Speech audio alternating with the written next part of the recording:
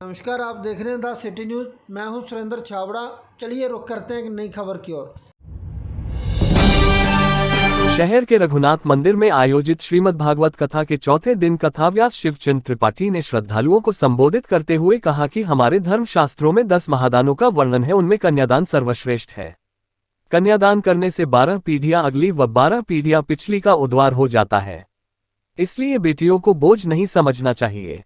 परमात्मा बड़े दिल वाले लोगों को ही बेटी देता है।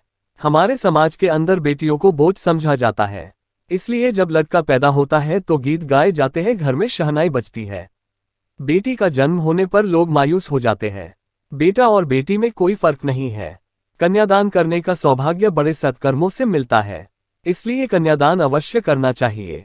अगर अपने घर में बेटी नहीं हो तो गोद लेकर बेटी का कन्यादान अवश्य करना चाहिए। शहर के रघुनाथ मंदिर में आयोजित श्रीमद् भागवत कथा के चौथे दिन कथाव्यास शिवचंद्र त्रिपाठी ने श्रद्धालुओं को संबोधित किया। रानिया से सुरेंद्र छाबड़ा की रिपोर्ट। संबंधी की, किसी कुटुंबी की, किसी रिश्तेदार की कन्या को गोद लेते थे और उस कन्या को गोद लेकर के खाद पी लेकर के कन्यादान करते थे।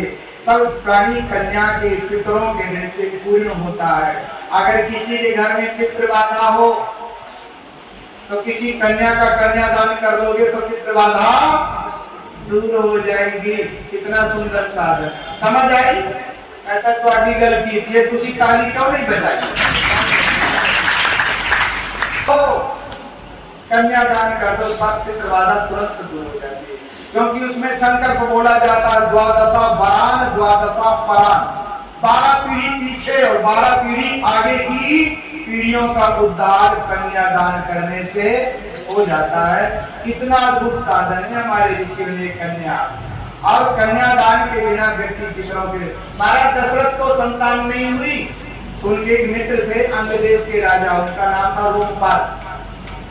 कहा भैया मित्र यार, कन्या नहीं है, संतान तो है ही नहीं है, कहीं ऐसा ना हो मैं पितरों का ऋणी होकर के मरूं, तो एक काम कर लो, कन्या मुझे गोद दे दे, मैं उस कन्या का दान करके कम से कम पितरों के ऋण से पूर्ण हो जाऊं। उस कन्या का नाम था शांता। अब वो कन्या श्रृंगी ऋषि को ब्याही। जब श्रृंगी ऋषियों को ब्याही, यही श्रृंगी ऋषि बाद में महाराज दशरथ जी से यज्ञ कराते हैं और इनके घर में 4 संतानें होती हैं। कन्या के आशीर्वाद से तो कह रहे वंश की वृद्धि भी हो जाती है। इसलिए भाई याद रखना, कन्या का खूब सम्मान होना चाहिए। मैं तो कई बार कहता हूँ पर दिखता नहीं है। बेटे का सम्मान है करते, बेटी का सम्मान नहीं। दुनिया वालों ये तो बताओ, ये पूजा संतान नहीं।